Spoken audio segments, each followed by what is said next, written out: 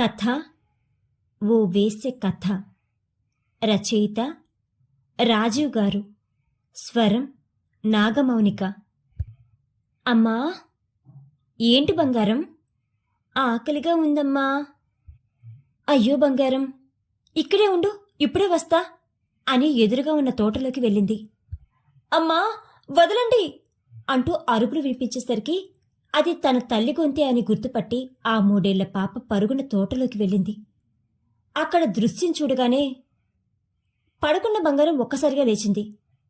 చెమట పట్టిన నుదిని తుడుచుకుంటూ, ఏంటో పదే పదే నాకే ఎందుకు ఇలాంటి కల వస్తున్నది అని ఆలోచనలో పడింది. ఇంతలో బంగారం బంగారం అంటూ పిలుపు వినబడేసరికి వస్తున్నాను అంటూ గదిలోంచి బయటకు వచ్చింది. ఎదురుగా 4 మగాళ్ళు తన వైపే చొంగ కారుస్తూ చూస్తున్నారు. ఎవరక్కా వీళ్ళు? ఇప్పుడెందుకు వచ్చారు? అదేనే బంగారం, రాత్రి హోటల్లో నిన్ను చూశారంట. ఈ రాత్రికి నువ్వు కావాలని వచ్చారు అంది నసుకుతూ. సరే అయితే రేటు మాట్లాడి పంపించు, రాత్రికి కారు పంపించమను అని చెప్పి తన గదిలోకి వెళ్ళిపోయింది. ఆ మాట వింటూనే నా బంగారమే అంటూ రేటు మాట్లాడి ఎన్ని గంటలకి కారు పంపించాలో చెప్పి వాళ్ళను పంపించింది. అవును, మీ ఊహ నిజమే. బంగారం ఒక వేశ్య. బంగారం లాంటి బంగారం జీవితం ఇలా అవ్వడానికి కారణం విధి కానే కాదు, తలరాత అంతకన్నా కాదు, తరాలుగా ఆడదానిపై పెత్తనం చెలాయించే మగాడి కామం. అవును, లేడి పిల్లల చెంగు చెంగుమంటూ తిరిగే బంగారంపై పడింది ఓ పాపిష్టి కన్ను.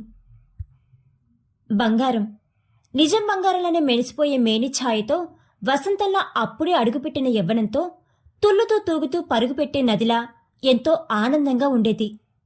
తల్లి తన 3వ ఏటనే చనిపోవడంతో, తండ్రి తమ దగ్గర లేకపోవడంతో అమ్మమ్మ దగ్గర పెరిగింది. తన 16వ ఏట అమ్మమ్మ చనిపోవడంతో దిక్కుతోచని తనకి నేనే తండ్రిని అంటూ ఒక వ్యక్తి వచ్చి అక్కున చేర్చుకున్నాడు. భయంగానే తన వెంట వెళ్ళింది. అప్పుడు బంగారానికి ఏం తెలుసు తను వెళ్లేది ఒక కసాయివాడి వెనక అని? అప్పటి వరకు తనకు తెలిసిన ప్రపంచం వేరు, ఇప్పుడు తను చూస్తున్న ప్రపంచం వేరు. తను ఉన్న ఇంటికి రోజు ఎంతోమంది మగవాళ్ళు వస్తున్నారు. వచ్చిన వారందరికీ నాన్న అనే పిలువబడే వ్యక్తి దగ్గర ఉండి మరీ అందరికీ తను చూపిస్తున్నాడు. వాళ్లతో ఏదేదో మాట్లాడుతున్నాడు, కొందరిపై అరుస్తున్నాడు, కొందరిని తిడుతున్నాడు. బంగారంకి ఏమీ అర్థమవ్వకపోయినా అతను చెప్పినట్టే ముస్తాబు అవుతూ వాళ్ళ ముందుకు వెళ్తున్నది. ఒకరోజు గదిలో మంచంపై పడుకున్న తన దగ్గరికి నాన్న అని పిలువబడే వ్యక్తి వచ్చి తన కాళ్లపై చెయ్యి వేశాడు. ఉలిక్కిపడి లేచిన బంగారం అతని దగ్గర నుండి ఏదో వాసన వస్తుంటే ముక్కు మూసుకుంది. అతను వంకరగా నవ్వుతూ, నీ అమ్మ, ఏందో ముక్కు మూసుకుంటున్నావు? రోజు నీకు 3 పూట్ల మేపుతున్నాను కదే, అయినా నేను అనుకున్న రేటు రావడం లేదు నీకు. అందుకే ఈరోజు నిన్ను రుచి చూసి అమ్మేస్తా అని నాలుగు తడుపుకుంటూ బంగారంపై పడ్డాడు. పులిబారిన పడ్డ లేడిపిల్ల బ్రతకలేదు, అలానే మృగాడి కన్ను పడ్డ ఆడపిల్ల కూడా. బంగారం కుమిలి కుమిలి ఏడ్చింది. తనని నాశనం చేసిన వాడి మీద ఉమ్మింది, గిచ్చింది, కొట్టింది. దున్నపోత మీద పడ్డ వర్షంలో వాడిని ఎన్ని అన్నా చలించలేదు. 2 రోజుల తర్వాత 3 మగాళ్లు వచ్చి బలవంతంగా బంగారంని వేరే ఇంటికి తీసుకెళ్లిపోయారు. అక్కడ నుండి తన జీవితం ఎంగిలాకు అయింది. గడిచిన 5 ఏళ్లలో బంగారం చాలా మారింది. మారడం కన్నా అవసరం వల్ల మారింది అనటం సబబు ఏమో. పురిటి నొప్పులతో బాధపడుతున్న బంగారం దగ్గరికి వచ్చింది హాస్పిటల్లో పనిచేసే నర్స్. ఏమ్మా, 3 రోజుల నుండి చూస్తున్నాను, నీకోసం ఎవరూ రావడం లేదు, కనీసం నీ భర్త కూడా? ఆ మాట వినగానే నవ్వు వచ్చింది బంగారంకి. అలాంటి బంధాలు తన జీవితంలో ఎక్కడివి అని. ఏమ్మా, అడుగుతుంటే నవ్వుతున్నావే? నాకు నా అనేవాళ్ళు లేరమ్మా. అంటే నువ్వు? సమాధానం చెప్పలేక తలదించుకుంది బంగారం. నువ్వు ఎందుకు తలదించుకోవడం? ఒంటరిగా ఉన్న ఆడపిల్లని ఈ లోకం ఎలా చూస్తుందో నాకు తెలుసు. నువ్వు ధైర్యంగా ఉండు. దిక్కులేని మనుషులకు ఆ దేవుడు ఏదో ఒక మార్గం చూపిస్తాడు. నీలా నేను అయిన వారిని నమ్మి మోసపోయిన ఆడదాన్నే. ఒంటరిగా ఈ జీవితాన్ని నెట్టుకొస్తున్నాను. నీకు అభ్యంతరం లేకపోతే నువ్వు కూడా నాతో ఉండు, కొత్త జీవితాన్ని ప్రారంభించు అని చెప్పి తన వైపు చూసింది. ఆ మాటలతో బంగారం మనస్సు శాంతించింది. ఇంకా ఈ లోకంలో నిర్మలమైన మనుషులు ఉన్నారా అని ఆశ్చర్యపోయింది. బంగారంకి పాప పుట్టి అప్పుడే 2 గడిచింది. ఈ 2 బంగారం తన పాత జీవితానికి దూరంగా బ్రతుకుతున్నది. ఒక బట్టల షాపులో సేల్స్ గర్ల్గా చేరి పాపని పోషించుకుంటున్నది. పాపకు 3వ ఏడు వచ్చింది. కొంచెం కొంచెం జ్ఞానం తెలుస్తున్నది. ఒకరోజు బంగారం ఇంటికి వచ్చేసరికి పాప ఏడుస్తూ కూర్చున్నది. ఏమైందో అని కంగారుగా, ఏంటి చిట్టితల ఏడుస్తున్నది? ఎవరైనా ఏమైనా అన్నారా? లేక అమ్మమ్మ ఏమీ ఇవ్వలేదా తినడానికి? పాప బంగారం వైపు చూస్తూ, బయట అందరికీ నాన్న ఉన్నాడు, నాకెందుకు లేడు అని ఏడుస్తూ అడుగుతుంది. పాపకి ఏమని చెప్పాలో తెలియక బంగారం కళ్ళలో నీళ్లు.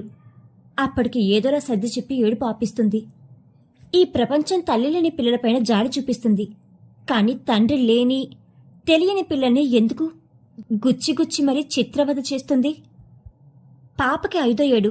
స్కూల్ నుండి వస్తూనే బ్యాగ్ విసిరేసి, నేను మరి స్కూల్కి వెళ్ళను అంటూ ఏడవడం మొదలుపెట్టింది. ఏమైంది తల్లి, ఎందుకు ఏడుస్తున్నావు అని వాళ్ళమ్మమ్మ అడిగినా చెప్పకుండా ఏడుస్తూ ఒక మూల కూర్చుంది. బంగారం ఇంటికి వచ్చేసరికి కూడా అలానే ఉంది. కూతురు ఎందుకు ఏడుస్తున్నదో తెలియక, ఏమైంది తల్లి అని అడిగేసరికి, అమ్మా మా నాన్న ఎవరు అని అడిగిన కూతురు ప్రశ్నకు ఏమి చెప్పాలో తెలియక తలదించుకుంది. నిన్నే అమ్మా, మా నాన్న ఎవరు? ఎందుకు మన దగ్గర ఉండడం లేదు? మా స్నేహితులు అందరినీ వాళ్ళ నాన్నలే స్కూల్ దగ్గర దింపుతారు రోజు. మరి నాన్న ఎందుకు అసలు నన్ను చూడ్డానికే రావడం లేదు? చెప్పు అమ్మా అంటూ అడుగుతున్న కూతురికి ఏమి చెప్పాలో తెలియక ఏడుస్తూ తన గదిలోకి వెళ్ళిపోయింది. పరిస్థితి అర్థం చేసుకున్న నర్సు పాప దగ్గరికి వెళ్ళి, చిట్టల్లి, మీ నాన్న దేశాన్ని కాపాడడానికి వెళ్ళాడమ్మా. మనందరం ఇక్కడ ఇలా హాయిగా ఉంటున్నామంటే దానికి కారణం మీ నాన్న లాంటి వాళ్లే. అందుకే మీ నాన్న నీ దగ్గరకు రాలేకపోతున్నాడు. నేను రేపు ఫోన్ చేసి చెప్తాను నువ్వు అడుగుతున్నావని. త్వరలోనే వస్తాడు మన దగ్గరకు. అంతవరకు ఏడవకుండా బుద్ధిగా ఉండాలి, సరేనా? పాప ఆనందంతో, సరే అమ్మమ్మ, నాన్నను త్వరగా రమ్మనని చెప్పు, ఇంక ఏడవను అంటూ అమ్మా అని పిలుస్తూ గదిలోకి వెళ్ళింది. బయట నుండి పాపకి చెప్తున్న నర్సు మాటలు విన్న బంగారం పాప రాగానే, చిట్టి తల్లి, అమ్మమ్మ చెప్పింది కదా, ఇంక ఏడవకురా అంటూ కూతుర్ని అక్కున చేర్చుకుంది. పాప నిద్రపోయాక నర్సు దగ్గరకు వచ్చింది బంగారం. అమ్మా, పాపకు అలా ఎందుకు చెప్పారు? ఇప్పుడు అది వాళ్ళ నాన్న కోసం ఎదురు చూస్తూ కూర్చుంటుంది. బంగారం, నేను ఒకటి చెప్తాను, నీకోసం కాకపోయినా పాప కోసమైనా విను. ఏంటమ్మా అది? మరేం లేదు, నువ్వు పెళ్లి చేసుకో, మంచి అబ్బాయిని చూస్తాను. అమ్మా, ఏం మాట్లాడుతున్నారు? నా గత జీవితం ఎలాంటిదో మీకు తెలుసు. అలాంటి నన్ను ఎవరు పెళ్లి చేసుకుంటారు? ఒకవేళ చేసుకున్న పాపకి తండ్రి స్థానంలో ఉండగలడా? నాకు తండ్రి అని చెప్పుకున్న అతను నన్ను ఏమి చేశాడో మీకు తెలుసు కదా. రేపు పాపని కూడా అలానే అంటూ ఇంక మాట్లాడలేకపోయింది. చూడు తల్లి, నీ భయం నాకు అర్థమైంది.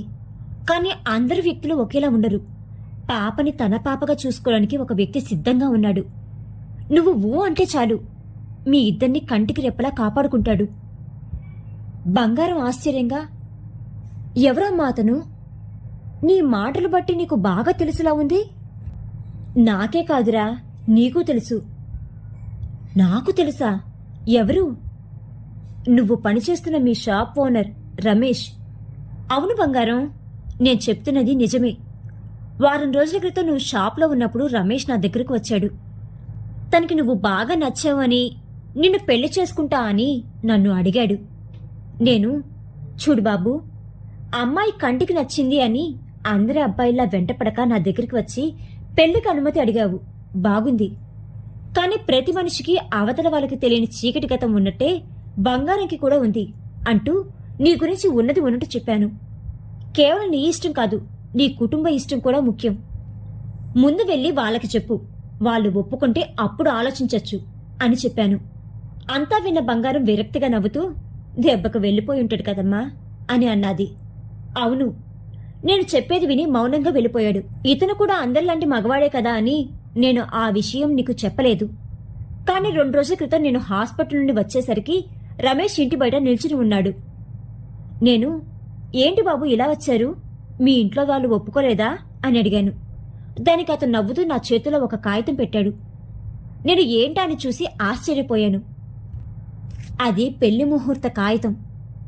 ఏంటి బాబు ఇది అని అడిగిన నాకు అతను, చూడండి అమ్మా, నాకు నా అనేవాళ్ళు ఎవరూ లేరు. నేను అనాథాశ్రమంలో పెరిగాను.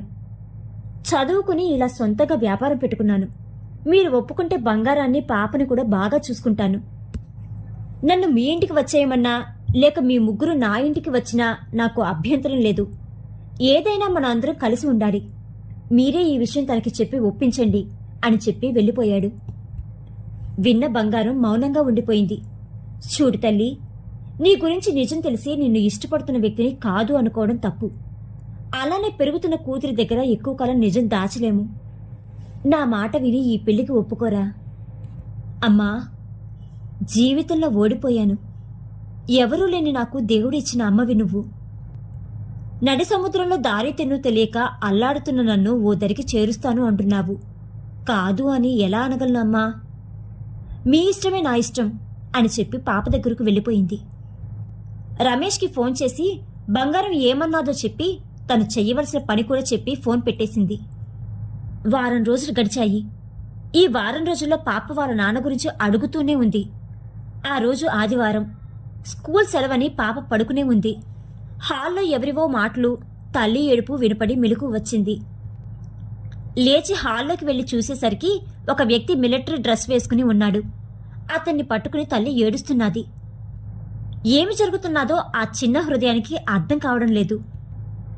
ఆ వ్యక్తి పాపను చూసి, చిట్టి తల్లి, అప్పుడే నిద్రలేచావా అని ఎత్తుకుని ముద్దాడాడు.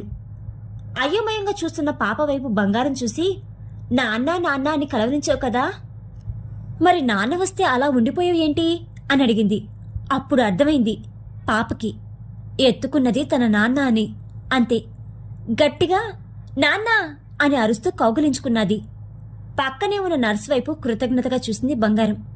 ఇంతటితో బంగారం కథ సుఖాంతమయ్యింది.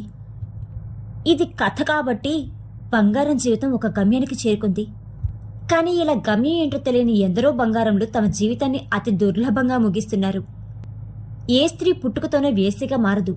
కొందరి మగాళ్ల వల్ల, పరిస్థితుల ప్రభావం వల్ల మనసు చంపుకుని గత్యంతరం లేక అలాంటి చీకటి జీవితం బ్రతుకుతున్నారు. ఒళ్ళు అమ్ముకోవడం వాళ్ళ తప్పైతే వాళ్ళ ఒళ్ళుని అనుభవిస్తున్న మగాళ్ళని ఏమి అనాలి? ఆలోచించండి. నైతికత్వం కొరవడి కొందరు మృగాళ్ళు అనబడే మగాళ్ళు ఆడదాని మనసు జీవితంతో ఆటలాడుకుంటున్నారు. అలాంటి వారికి కనువిప్పు కలగడానికే ఈ కథ.